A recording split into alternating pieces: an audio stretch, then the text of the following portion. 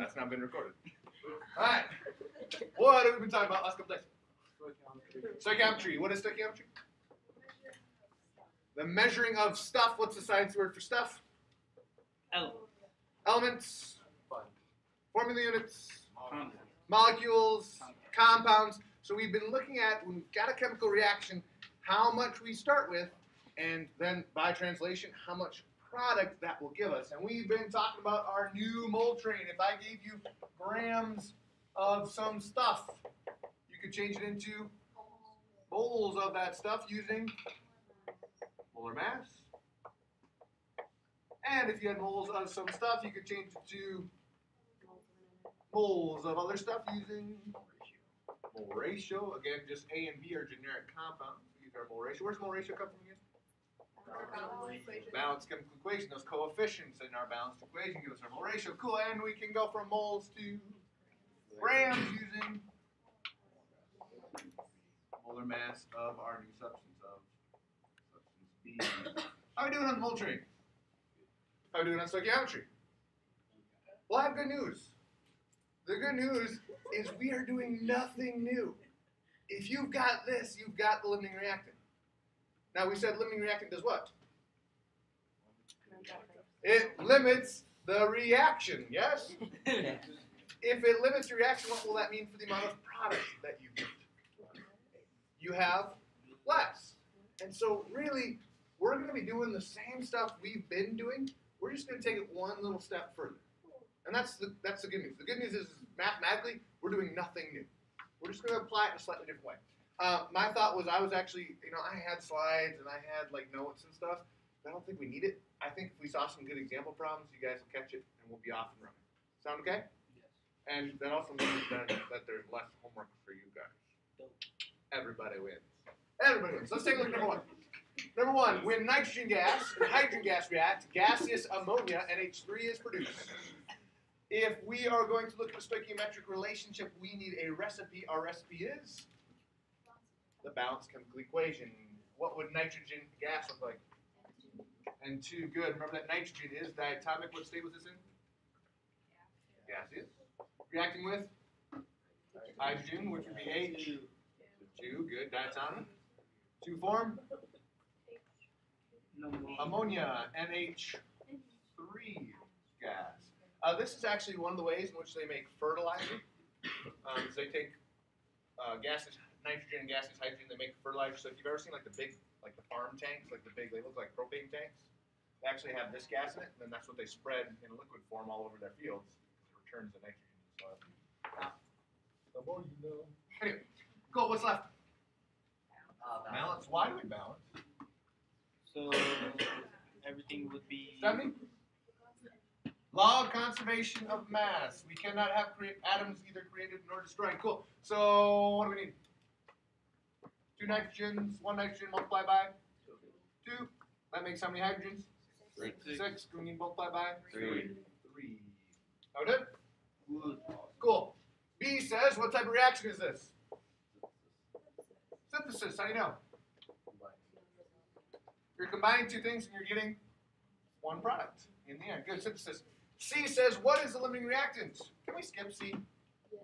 Is that okay? Because in order to have a limiting reactant, we need to have some starting amounts. Let's look at D. We've got 5.0 kilograms of hydrogen, 25 kilograms of nitrogen. I'm just going to write that up here so I know kind of what I'm starting with. 25 kilograms of nitrogen, yes? And 5.0 kilograms of hydrogen. Okay. What mass, and D says, what mass of ammonia can be produced? Mass. What's the unit for mass? Grams. So we're trying to get grams of this stuff, yes? Now here's the cool part. We were given some kilograms, yes? Well, we know we can change kilograms into grams, and then we're right back on our mole train, right? Yeah. Go from grams to grams. Now, limiting reactants do what? Limit what? How many? The reaction. It limits the amount of product you can get, right? So really, we're going to do the same stuff, like I said earlier, the same stuff we've been doing. All we're going to do is we're going to do it twice. We know we've got 25 kilograms of this. We've we've got 5 kilograms of this, but we have to react them together to get this reaction to go. And they're going to react, they're going to react, they're going to react, and eventually one of these is going to run out first. And when it does, our reaction stops. Obviously, it's H. Not necessarily. How? Why do you say that? Why do you say Because it's it has kilograms. That's true, but hydrogen also has a smaller mass, right? Hydrogen is much, much smaller. So just because this mass is smaller, that doesn't necessarily mean it's fewer particles. It might actually have more particles than our nitrogen. Right? 'Cause what's the molar mass for hydrogen? 1.01. 1.08. What's the molar mass for a nitrogen? 14.01. Every one of these is 14 times bigger than one of these. Right? Yeah. So we can't look directly at the mass. I know you want to, but you can't do that because the molar masses are different. So here's what we've got. We've got two-parter. Can we actually do C and D at the same time? Is that okay? Yeah. All right. Let's start with our givens. We've got 25 kilograms of nitrogen. So I put that over 1. We've got 5.0 grams of, kilograms of hydrogen, H2. Putting that over 1. What are we trying to get to? Grams of ammonia, right? Here's the cool part. If we do this right, we can do both C and D at the same time. All right, what's the first thing we're going to do? Switching it to grams. Change into grams. How many grams in a kilogram?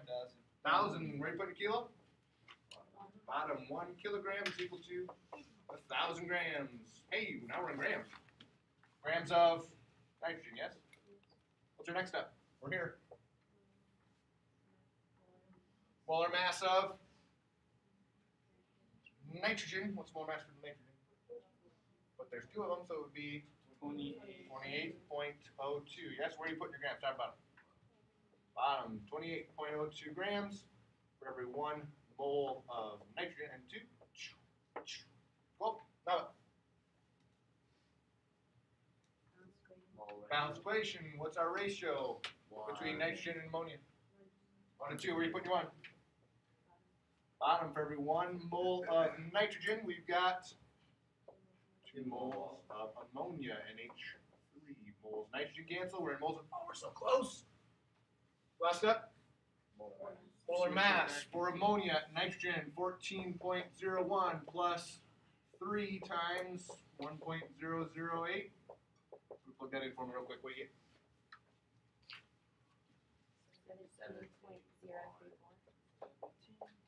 7.034. Sounds like I got confirmation on that. Where are you putting your mole top about? Bottom. For every 1 mole of ammonia, according to our molar mass, we have 17.034 grams. Cool. Before we solve this, hold on for just a second. Can we set up the other guy? Yeah. Let's just go. But here's the cool part. The molar masses are going to be different, but your steps are going to be exactly the same. We're starting in the same location. First step is to get rid of kilograms. We know that there's 1,000 grams for every 1 kilogram. We're here. Need to get 2 moles. What's molar mass for hydrogen? 2.016 grams for every 1 mole of hydrogen. What's next? Mole ratio. Hydrogen to ammonia. What's the ratio? For every 3 moles of hydrogen, we've got 2 moles of ammonia. Oh, nice. And now for moles to grams, it's the same, isn't it? Every 1 mole of ammonia, NH3, is equal to 17.034 grams. Cool. Let's divide and conquer. This side of the room, you guys take the top one for me. See what you get. This side of the room, you guys got the bottom one. Watch your sig figs. Watch your sig figs. Always.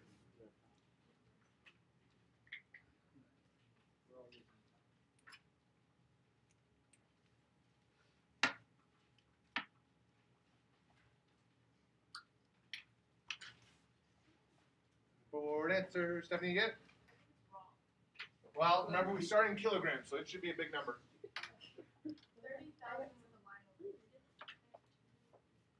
30,000 with a line over the first 0? To give us 2 sig figs. I have confirmation on that. Yeah, I got it. What did we get for the second one? I saw some high fives. We have to go back to kilograms or can we just Nope. leave it in grams? Grams is fine.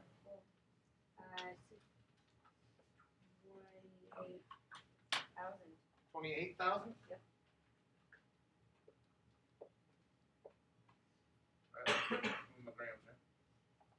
All right. Ready for the last piece? No. We're gonna do C and D at the same time. Ready? Here's what you just told me. You just told me that if all of this nitrogen reacts, if all 25 kilograms react, it would be able to make this much ammonia. If all 5 kilograms of hydrogen react, it can make 28,000 grams of ammonia. But remember, we have to take them and react them together. And they react, and they react, and they react, and they react, and they make ammonia, they make ammonia, they make ammonia, until what happens?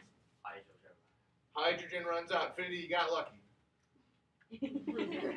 Because it is, in fact, which one ran out first? Which one made less product? Hydrogen. Hydrogen, which means that for letter C, the limiting reactant is the hydrogen gas. And based on the limiting, when it runs out, how much are we going to have? 2,000. We will not be able to make 30,000 grams of ammonia because before we get there, we run out of hydrogen. So we'll never get this. We're only going to be able to make this much. Because once we make this 28,000, we're out of hydrogen reactions. How done? It's kind of nice because really, we're not doing anything new in terms of the math. We're just doing them two at the same time, saying, okay, which one made less? That's the one that's going to limit our reaction. How done? How you feeling? Questions on anything that we just did? If you got a question, I bet somebody else has a question.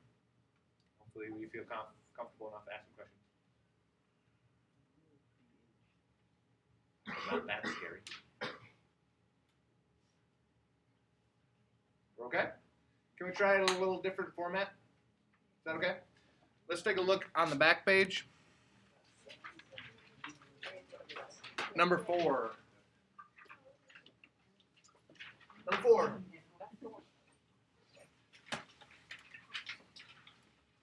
I want to do a couple of these because they are a little bit different than what these other ones are asked about. Number 4, identify the limiting reactant in each of the reaction mixtures given below.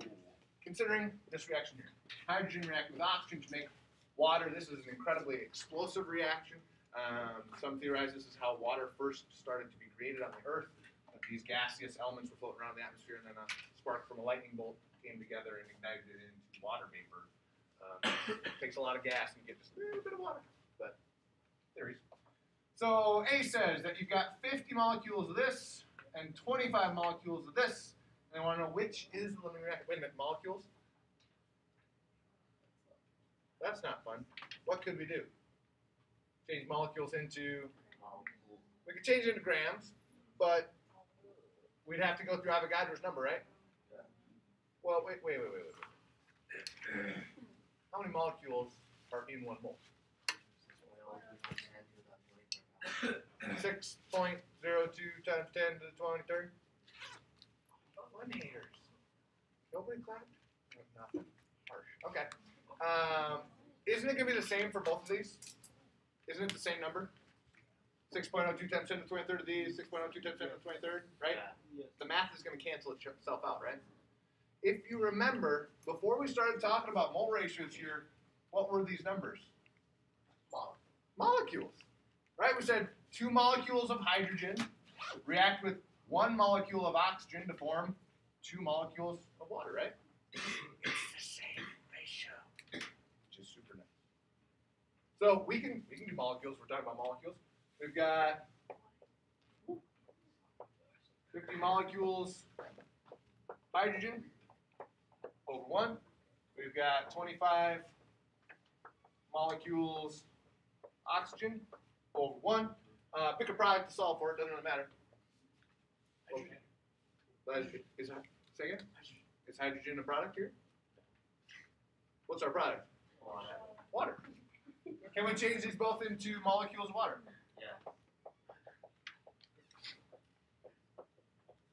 Yeah. the cool part is your ratio is the same. What's our ratio of hydrogen molecules to water molecules? 2 to 2. 2 to 2. For every 2 molecules of hydrogen, sorry, I'm abbreviating molecules just for space sake. For every 2 molecules of hydrogen, we've got 2 molecules of water. Well, 2 divided by 2 is what? 1. 1 times 50 is 50. If we had 50 molecules of hydrogen, we could make 50 molecules of water. Yeah, that's great, but we might not get that much because we have to react it with oxygen. What's our ratio here? 1 to 2 for every 1 molecule of oxygen. We've got 2 molecules of water. Woo! What are you here? 50. Well, what does that mean? So you just There's no roughly run out limiting of average. reaction. It's perfect. Now, if we were to do this in the lab, how successful would you be in finding exactly 50 molecules of hydrogen and 25 molecules of oxygen? Nearly. It would be impossible because they're so tiny. But it is a good thought problem. There is no limiting reactant here because they are perfectly equal. If you looked at your balanced equation, can you just look at that as like an empirical formula and take A as a molecular formula because it's just the same? See how they reduce? Yeah, because that would just make it. You can go that way. Yeah, you can go that way. Cool. How we done? More examples, or are we ready to fly? One more? Then, if that's the case of the oxygen and hydrogen, why are we doing this problem? To see if you actually understand the idea of limiting reactants, that you actually know how to calculate. But you really wouldn't do. In the lab, we aren't able to measure out molecules because they're so small. We measure out moles, but the premise, the calculations are the same. Yeah. Let's see if. Oh yeah. Okay. Yeah, let's do number 5. Yeah, let's do number 5. I'm willing to write if you guys are willing to calculate. Sound fair? Alright. 5 says, when a mixture of silver metal and sulfur is heated, silver sulfide is formed. And they, oh, that's nice. They went ahead and gave us the balanced chemical equation. 16 molecules or 16 moles of silver react with S8. We've not really talked about this, guys. But in nature, sulfur actually is, I guess it would be an octatomic. You know how we had diatomics? Sulfur actually forms, it makes a little crown. It makes like a little circle of 8 sulfurs in like a big ring. And so that's where that 8's coming from. When they join together, they make 8 molecules, or 8 moles of our silver sulfide here. A says, what mass of silver sulfide is produced from a mixture of 2 grams of silver and 2 grams of sulfur? Okay. Moultrain, right? Yes. We're going to do two stoichiometry problems. We're going to solve for the same product, and which one's the limiting? We know what. We have to wait until the problem. How are you going to know, though? When you solve, how are you going to know which one's your limiting? The one that's The one that gets last product. The one that makes less product, the one that makes less of the silver sulfide. All right, well, 2 grams of silver. 2 grams Ag, putting it over 1. We've got 2.0 grams of sulfur, putting it over 1. This is S8. All right, and we want to solve for grams of silver sulfide. What's our first step? More mass. Molar mass. What's molar mass for silver? Say again? 107. Where do you put the grams? Top bottom.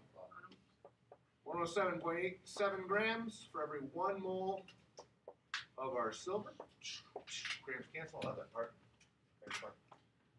Now what?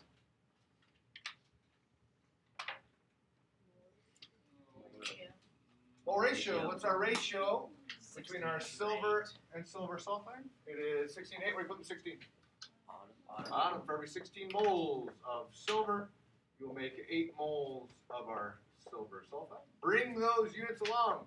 They're going to tell you exactly where you are. Where are you going to go next? What do you need next? We need the molar mass for silver sulfide. Well, we said silver was 107.87. There are 2 of them in there. Plus the sulfur, which is 32.07. Gives us a molar mass of. Stephanie, say it loud for me, please. 247.801. Oh, sorry, 247.81 grams per mole. Sounds like I have confirmation on that. Where are you putting your grams, top and bottom? Bottom. Grams? No, No. top. I tricked you. Sorry. Usually I say what comes next on bottom, right?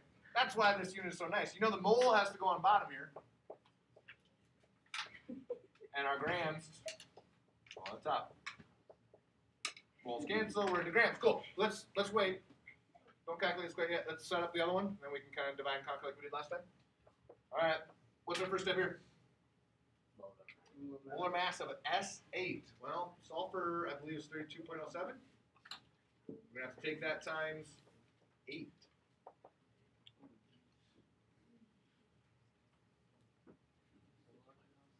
Two, 5, 6.56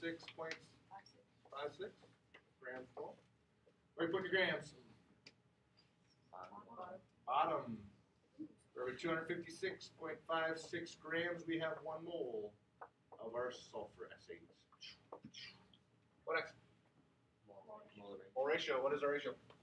1 to 1 to 8. It's not written here. It is an implied 1. 1 mole of sulfur. S8. We've got 8 moles of our silver sulfide. What's our last step? Molar mass. Don't we already have it? Yeah, isn't that nice? We used it up above. For every 1 mole of our silver sulfide, we've got 47.81 grams. Cool. You've done it right. The only unit that's left is you're looking for. Alright, divide and conquer. Same way. You guys got the top one. You guys got the bottom one. Do it again.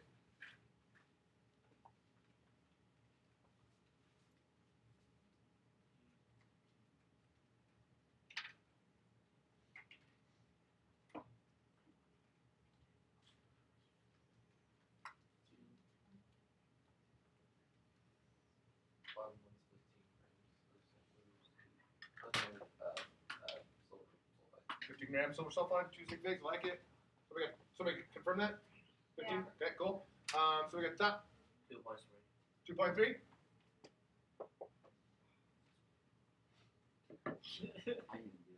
Confirmation on top. Just divide it. Sydney, did you get this? Yeah. You got 2.3? Not Doesn't seem right? Let's. considering you're dividing the bottom one by. Oh wait, there's 16. Yeah, 16's in there. Yep. Okay. Yay! So what? So the How top much are we one, gonna get? 2.3. We're gonna get 2.3 grams of silver sulfide. Why? Because after we get. Because that's when you run out of silver, isn't it? Yeah. Yeah, once you make 2.3 grams, you run out of your silver. I'm going to put a little LR right here. I like to call it the boss, because if we do need to solve anything, it's going to be based upon this amount. Once we're out of this, we're done. We can't make anymore. Cool. So we will never get 15 grams in this reaction because we're going to run out of silver. Now, what does that mean about the sulfur? Yeah, this is excess. so 15 grams. There's going to be leftover of this, isn't there? And here's why I want to look at 5 specifically. So here's your answer for part A, right? This is how much we're going to be able to make. Part A says, what mass of this silver sulfide can you produce? We're going to make this much. Because once we make this much, silver's gone, reaction stops. Part B is a little bit different. I wanted to show you one of these because it's kind of different to think about. Part B says, what mass of that excess is left over? Ooh, why 12.7 grams? I wish that were the case. Will we ever make 15 grams of this stuff? No. No, we will never get that. Who's the boss? Who's in charge? The limiting reactant, right? Yes. This is a little weird. Stay with me. Promise it'll make sense. We need to do another problem here. No, it's okay. Guys, we're doing the same math. Like, it's not new math. We know that the boss, the one that's in charge, is that silver, yes? we need to figure out, in order to use up this much silver, how much sulfur we're actually gonna use. So you do sulfur instead Yeah, we go of- grams of our limiting to grams of our excess, right? All right, let me leave that top part. All right, so we know we're starting with 2.0 grams of silver. We're gonna use all of that. It's all gonna get used up. But we know we're gonna have extra of the sulfur. And so what we're gonna do is we're gonna go from grams of our limiting to grams of our excess. Are we getting good at stoichiometry yet? Right? It's like we're doing the same math for every problem. The numbers change. But really, we're doing the same math. Kind of nice. All right, what's the first step? grams. Molar mass. It's still up here from our first problem. 107.87 grams. Greater than 1 mole of sulfur. Oh, sorry, whoa, 1 mole of silver. Grams cancel. We're into moles. What's next? Mole ratio. From silver to sulfur, our ratio is 16 to 1. Where do you put your 16? Bottom. 16 for every 16 moles of silver. We've got 1 mole of sulfur. Okay. That's it. These guys cancel. We're moles of sulfur. I erased this part. What was the molar mass for sulfur? Owen? 256.46? 56 grams for every 1 mole of sulfur. Plug this in real quick. What do you get? 2 sig figs.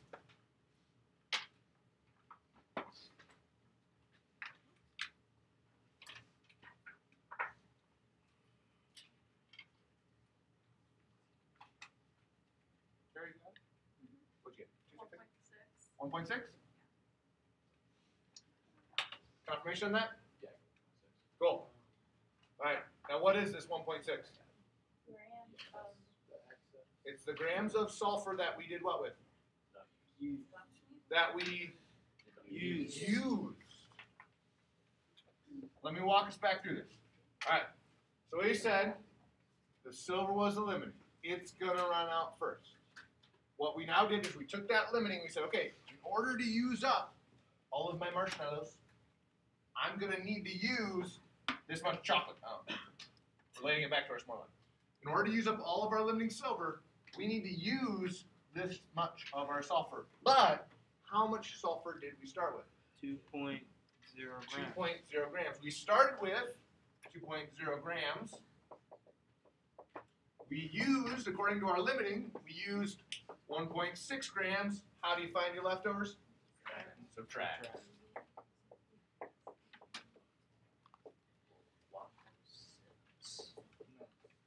And that means in our little reaction flask, sorry, 1S. No, 2S. Oh, I spelled it right. That means in our little beaker, we put these together, we heated up, we stirred, it reacted until we ran out of silver. And sitting in our beaker, along with this silver sulfide, is some leftover 1.6 grams of, is some leftover 0.4 grams of our sulfur. And it stinks like rotten egg farts because that's just what sulfur does. 1.6. This is how much we used. We started with 2, which means we only have 0.4 left over. Ooh, I got some confused furrowed brows. I got different. Yeah, I think I did that. Ooh, different numbers? Yeah. What'd you get? 0.29 something. 0.29? And I don't think 1.6 Oh, makes okay. sense at all. Okay. So for this answer here, you got 0.29? Or 3-0. Wait, which one? I don't remember the second segment. 0.30? That's okay. That's confirmed. That's okay. That's why we have lots of people calculating. Okay. So 0.30 for this guy. So we'll subtract instead by 0.30, which is going to leave, what would it be, 1.7 grams left over? Yeah. Okay. I like that. That kind of makes sense. I like that. Oh, no. Because that means that Say you use most of it.